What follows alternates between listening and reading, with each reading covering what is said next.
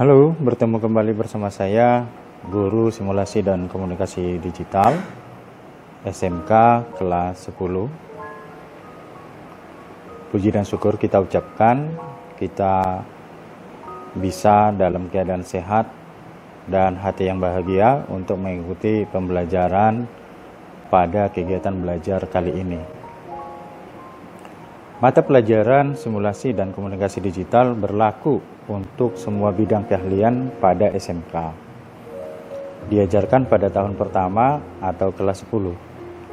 Tidak dapat diperpanjang pada kelas berikutnya. Mata pelajaran ini menjadi dasar bagi penggunaan komputer dan peralatan TIK lainnya untuk mendukung penguasaan mata pelajaran produktif kejuruan lainnya. Siswa harus merelasikan penggunaan perangkat TIK dengan mata-mata pelajaran pada bidang keahlian, program keahlian, dan kompetensi keahlian yang dipelajari selama di SMK. Pada program keahlian atau kompetensi keahlian tertentu, teknik otomotif misalnya, mata pelajaran simulasi dan komunikasi digital tidak dimaksudkan mengurangi kompetensi siswa di bidangnya, namun justru digunakan untuk mendukung pencapaian kompetensinya dengan lebih baik. Penggunaan komputer dan peralatan TIK lainnya akan mendukung pencapaian kompetensi, karena pembiasaan penggunaan peralatan TIK dalam simulasi dan komunikasi digital akan mendukung seseorang untuk mengomunikasikan gagasannya. Materi kita pada pembelajaran kali ini adalah paragraf dan pengolah kata. Baik, kita masuk ke materi paragraf dan pengolah kata. Kompetensi dasar dan tujuan. Kompetensi dasar mengevaluasi paragraf deskriptif, argumentatif, naratif, dan persuasif. Yang kedua, menyusun kembali format dokumen pengolah kata. Tujuan pembelajarannya, setelah pembelajaran ini, kamu diharapkan mampu menganalisis ciri-ciri paragraf deskriptif, menganalisis ciri-ciri paragraf argumentatif, menganalisis ciri-ciri paragraf naratif, menganalisis ciri-ciri paragraf persuasif, membandingkan paragraf deskriptif, argumentatif, naratif, dan persuasif. Dan yang terakhir, menyebutkan macam-macam aplikasi pengolah kata. Konsep pembelajaran kita pada pembelajaran ini, kita akan membagi menjadi dua topik. Yang pertama adalah paragraf, yang kedua adalah aplikasi pengolah kata. Konsep paragraf, kita akan membahas jenis dan ciri paragraf, kemudian contoh paragraf. Dalam topik aplikasi pengolah kata, kita akan membahas macam-macam aplikasi pengolah kata, fitur yang terdapat dalam aplikasi pengolah kata, kemudian yang terakhir membuat karya. Kita masuk ke definisi paragraf. Paragraf merupakan sebuah kata yang diadopsi dari bahasa Yunani, yaitu paragrafos, yang berarti menulis di samping atau tertulis di samping. Sedangkan menurut istilah tata bahasa Indonesia, pengertian paragraf yaitu suatu kumpulan kesatuan pikiran yang lebih tinggi serta lebih luas daripada kalimat. Paragraf yang baik setidaknya harus memenuhi syarat. Yang pertama, kohesi. Sebuah paragraf dianggap memenuhi kriteria kesatuan atau kohesi apabila kalimat-kalimat dalam paragraf tersebut bersama-sama mendukung suatu hal atau tema tertentu yang diangkat. Hal ini karena sebuah paragraf yang baik biasanya hanya mengangkat satu gagasan pokok saja. Syarat yang kedua, koherensi. Sebuah paragraf dianggap memenuhi kriteria koherensi atau kepaduan Apabila semua kalimat yang membangun paragraf tersebut saling terkait antar kalimat yang satu dengan kalimat yang lainnya yang membentuk paragraf tersebut. Syarat yang ketiga, kelengkapan. Sebuah paragraf dianggap lengkap jika paragraf tersebut dibangun oleh beberapa kalimat yang terdiri atas kalimat utama dan kalimat-kalimat uraian atau penjelas. Yang terakhir, syarat kevariasian. Paragraf dinyatakan memenuhi kriteria kevariasian apabila kalimat-kalimat yang membangun paragraf tersebut bervariasi, baik dari segi struktur kalimat, bentuk kata, maupun pilihan kata atau diksi yang digunakan. Kita lihat jenis-jenis paragraf. Ada deskripsi, narasi, eksposisi, argumentasi, persuasi.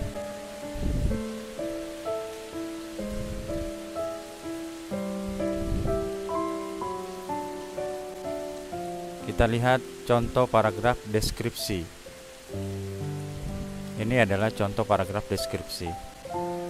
Paragraf deskripsi merupakan jenis karangan ataupun paragraf yang memuat deskripsi atau penggambaran atau perincian suatu objek tertentu secara mendetail.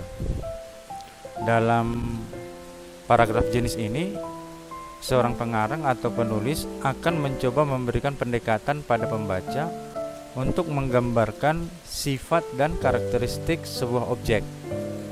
Dari sini pembaca akan dibawa seakan melihat, merasakan, atau mendengar apa yang dilukiskan oleh penulis secara langsung. Dalam contoh ini ada dideskripsikan tentang Candi Borobudur. Penulis mendeskripsikan Borobudur tersebut terletak di Magelang, Jawa Tengah. Posisinya 86 km di sebelah barat Surakarta. Kira-kira begitu. Kamu bisa baca contoh paragraf deskripsi di sini.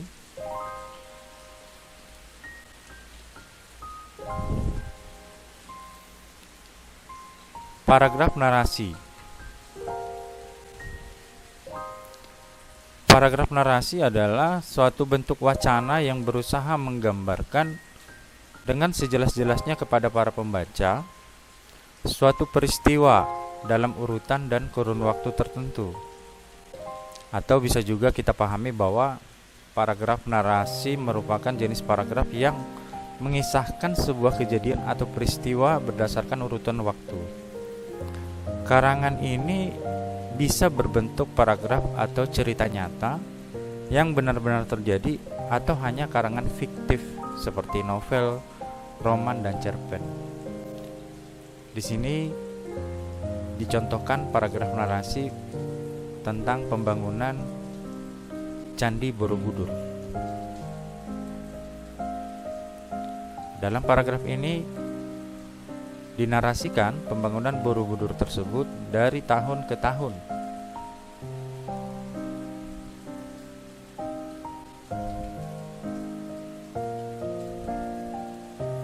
Paragraf eksposisi. Paragraf eksposisi merupakan paragraf yang mengekspos tentang suatu kejadian. Di sini ada contoh paragraf yang mengekspos tentang pasar.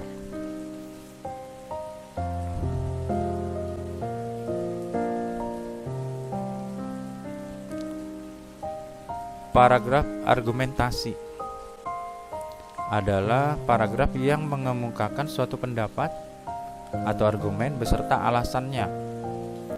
Paragraf ini dibuat dengan menghimpun suatu pendapat, sikap yang disertai dengan alasan-alasan, contoh-contoh, dan bukti-bukti yang meyakinkan sehingga pembaca akan membenarkan gagasan pokok yang dibawanya. Di sini diberikan suatu gagasan pokok mengenai swalayan, supermarket, dan hipermarket. Bila kita baca contoh paragraf ini, akan diargumentasikan alasan-alasan tentang swalayan supermarket dan hipermarket tersebut.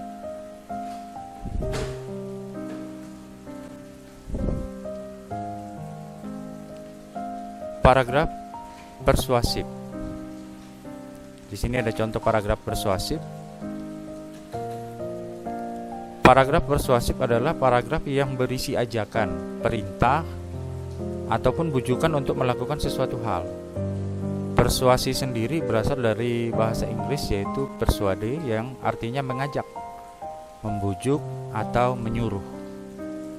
Bisa kita baca contoh paragrafnya di sini, di mana paragraf ini menyuruh ataupun mengajak para pecinta shopping dan fashion untuk belanja ke pasar Tanah Abang.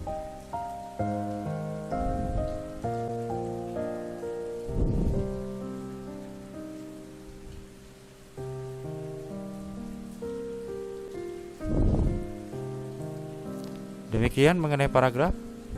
Untuk mempelajari lebih dalam tentang paragraf, silakan Anda belajar bersama guru mata pelajaran Bahasa Indonesia. Untuk menulis paragraf-paragraf di atas, kita memerlukan perangkat lunak pengolah kata. Ada beberapa perangkat lunak pengolah kata yang dapat kita gunakan saat ini. Yang pertama, WordStar. Aplikasi ini berbasis DOS. Yang kedua, CWriter, pengolah kata yang menggunakan sistem operasi PC-DOS. Kemudian Microsoft Word, aplikasi yang dikembangkan oleh perusahaan Microsoft dan berkembang dari tahun ke tahun hingga saat ini sudah terdapat Microsoft Word ataupun Office 365. Kemudian Notepad, WordPad. Kedua aplikasi ini, Notepad dan WordPad, biasanya aplikasi bawaan daripada Microsoft Windows. Bila kita sudah menginstal Microsoft Windows di PC kita, maka otomatis sudah ada aplikasi Notepad dan WordPad ini. Kemudian WPS Writer, aplikasi pengolah kata yang bersifat free. Selain dapat juga digunakan pada komputer berbasis Windows, juga dapat kita gunakan pada smartphone berbasis Android ataupun Apple. Kingsoft Writer bisa kita gunakan di Windows. Kemudian Google Document, aplikasi pengolah kata yang digunakan dalam jaringan ataupun online dengan memanfaatkan Google Drive. Untuk dapat menggunakan aplikasi gratis ini diperlukan email yang aktif.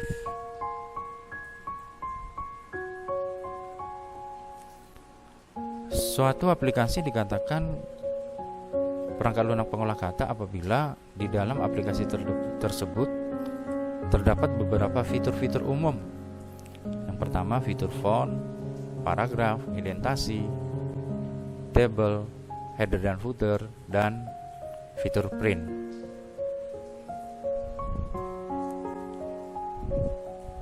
Fitur font kita bisa lihat ini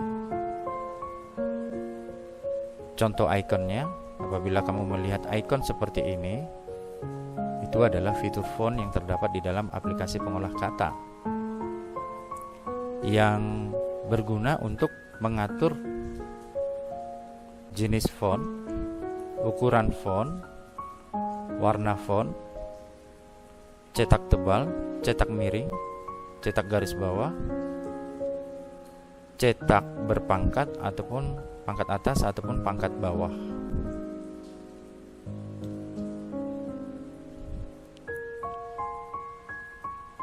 Fitur paragraf biasanya ada 4 macam di dalam fitur paragraf. Yang pertama itu justify. Ikonnya bisa kita lihat seperti ini. Digunakan untuk memformat paragraf rata kanan dan rata kiri. Kemudian align left. Ikonnya seperti ini, digunakan untuk memformat paragraf rata kiri. Center digunakan untuk memformat paragraf rata tengah. Align right digunakan untuk memformat paragraf rata kanan.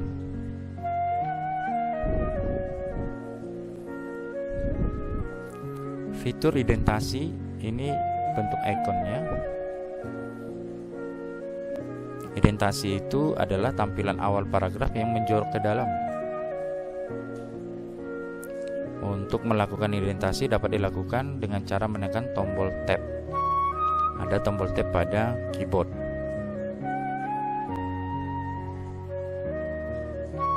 Nah,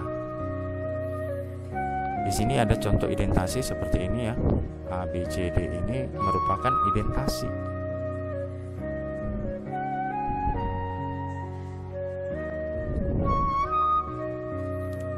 Berikutnya tabel. Icon tabel bisa kita lihat seperti ini. Digunakan untuk membuat tabel yang berisi informasi ataupun data.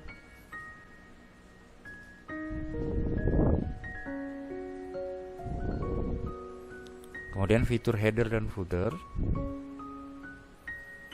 Header terletak di bagian atas setiap dokumen, sedangkan footer di bagian bawah setiap dokumen. Footer dan header biasanya digunakan untuk memberikan keterangan tambahan, misalnya nama penulis, tanggal, nomor halaman, dan keterangan lainnya. Ini adalah contohnya. Contoh footer, contoh header. Demikian penjelasan Bapak mengenai materi kali ini, paragraf dan pengolah kata. Apabila kamu merasa kurang jelas tentang penjelasan saya, kamu boleh mengulangi video ini ataupun bisa bertanya di Classroom ataupun di WA grup simulasi dan komunikasi digital. Demikian, terima kasih atas perhatiannya. Salam sehat.